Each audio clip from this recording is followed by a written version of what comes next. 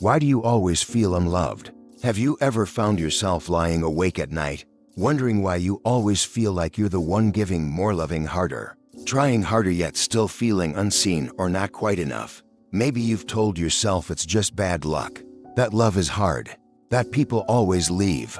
But what if it's not about them at all? Sometimes the pain we carry in relationships doesn't begin with others. It begins with how we see ourselves when no one is looking. Deep inside, many of us carry quiet, hidden beliefs that love must be earned, that we have to prove our worth, that something in us is too much or not enough. These beliefs are often buried so deep we don't even know they're there, but they shape everything. You may think you're choosing people who hurt you when in truth, you're repeating a pattern your nervous system recognizes as familiar, not because it's right, but because it's what you know. And until we pause and gently ask ourselves, what do I believe about love? About myself? We keep chasing connection in all the wrong places. This isn't about blame. It's about awareness. Healing begins when we stop looking outward for validation and start coming home to the parts of us we've abandoned. The part that wanted to be held and heard. The part that was told it had to be perfect to be worthy. So today, I want to invite you to look in a new direction, not at the people who left, but at the reflection they offered. Because sometimes, the love we've been searching for is the love we've never learned to give ourselves. Let's begin there. Let's go deeper into the real reason love feels so far away. 1. The mirror of love.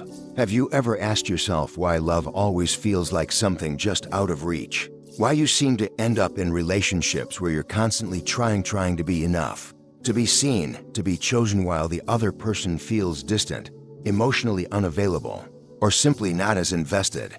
It can feel like a cruel pattern, one you didn't ask for, one that hurts more each time. But what if I told you it's not about bad luck or picking the wrong people? What if the way others treat you is actually reflecting something deeper, something about how you see yourself? There's a powerful idea in psychology called the mirror principle. It suggests that the people we attract into our lives often reflect back the unconscious beliefs we hold, especially when it comes to love. If somewhere inside, you carry the belief that you're not quite lovable unless you earn it, unless you're perfect, unless you're constantly giving thin without realizing it, you'll be drawn to people who make you feel exactly that way. Not because you deserve to suffer, but because your nervous system is wired to recreate what feels familiar. What's familiar may not be healthy, but it's what your emotional blueprint recognizes as normal. So if love once came with conditions, with silence, with distance, your body will seek that again and again, even when your heart wants something more. This is why healing doesn't start with other people. It starts with the quiet, internal shift of awareness, with asking yourself, gently, what do I believe I have to do to be loved? And where did I first learn that? You might remember moments from childhood when love was given only when you behaved a certain way, achieved something, or stayed small and quiet. Over time, you may have begun to see love not as something natural, but as something earned. And that belief follows you into adulthood. Here's the truth.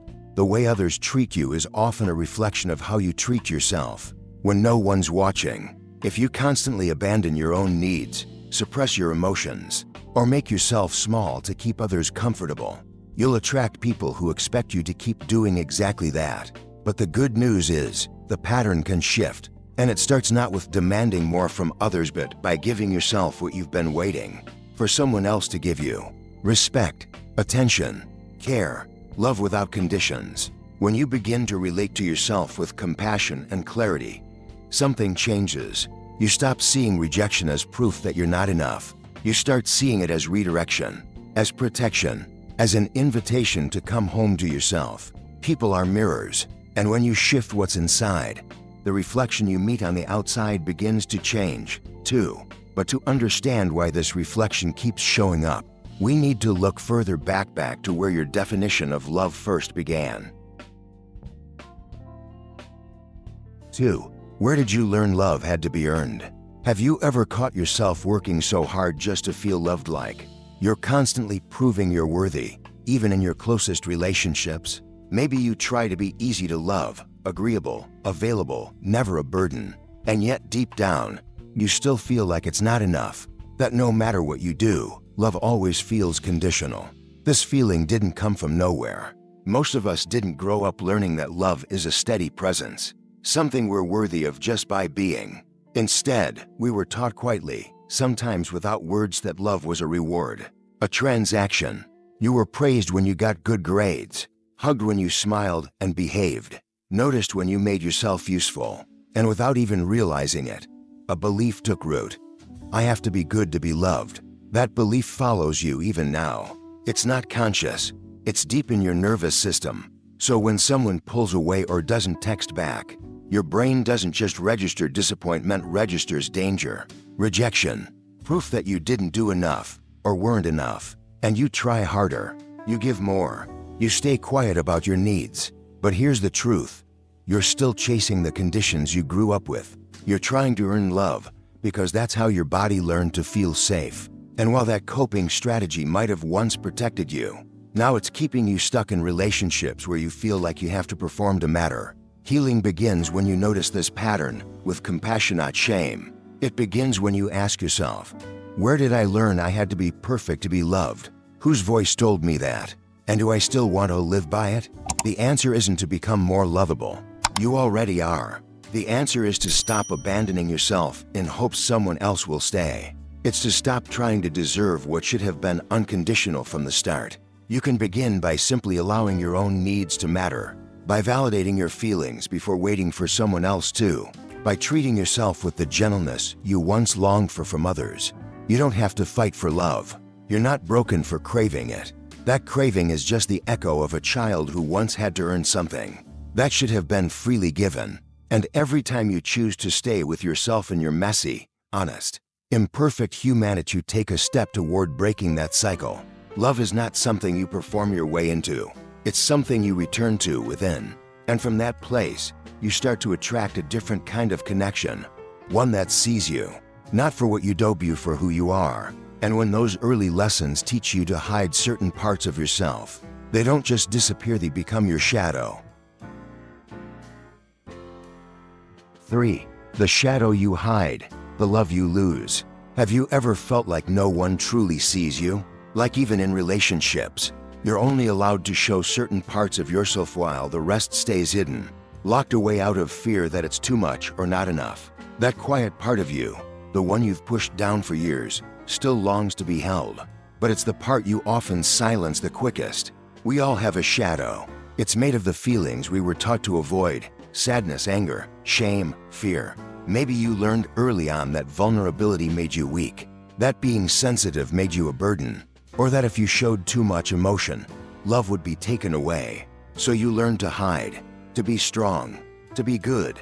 But over time, what you hide becomes what you reject in yourself, and that rejection doesn't stay private.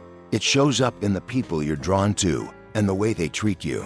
This is one of the most overlooked truths in relationships. We don't just attract what we want, we attract what we are afraid to face. If you've buried your need for tenderness, you may find yourself with someone who withholds affection. If you fear abandonment but haven't made peace with that fear, you may find yourself chasing people who are emotionally unavailable.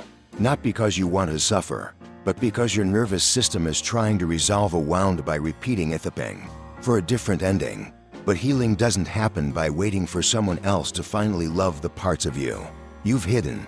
Healing happens when you choose to see them first, when you make space for your fear instead of shaming it, when you meet your sadness with softness instead of silence, when you stop treating your insecurities like flaws to be fixed and begin to hold them like a parent holds a scared child.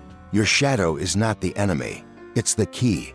It shows you where love was once withheld and where it's still waiting to be restored. And the more you deny it, the more you'll feel disconnected from yourself. And that disconnect will echo in every relationship you try to build. So ask yourself, what part of me have I been hiding because I thought no one could love it? And what would it feel like to bring that part into the light, not to be judged, but to be accepted? You don't need to be perfect to be loved. You need to be whole. And wholeness only happens when you stop cutting off pieces of yourself to make others comfortable.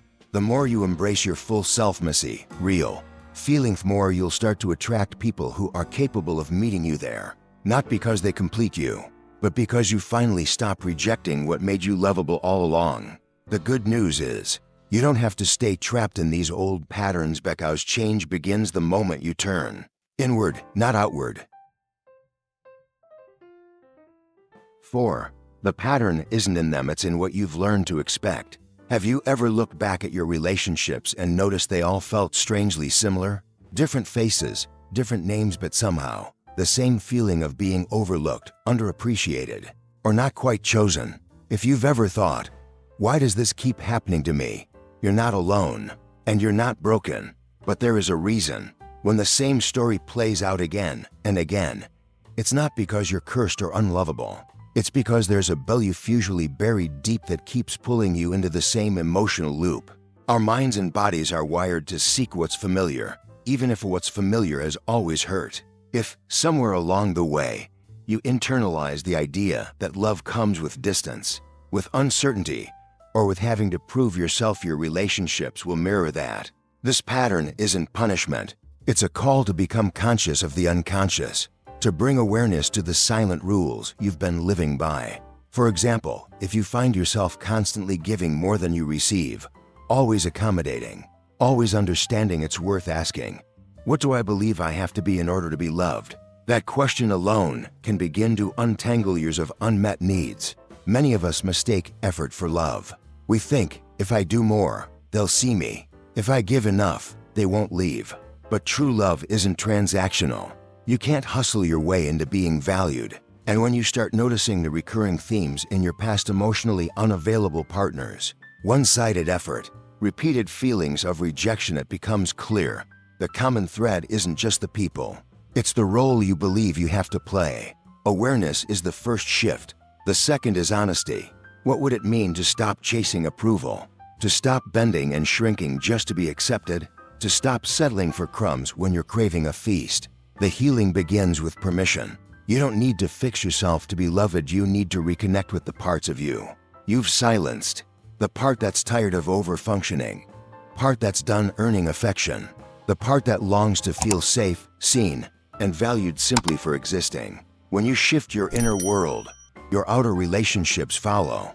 The more you meet your own needs, the less you tolerate emotional neglect. The more you speak your truth, the less attractive silence becomes. And slowly, the pattern breaks, not because the world changed, but because you did. This isn't about blame. It's about reclaiming your power. And power doesn't always roar, it often whispers, I deserve more than this. I will not keep abandoning myself to feel almost loved. You don't break the cycle by finding someone different.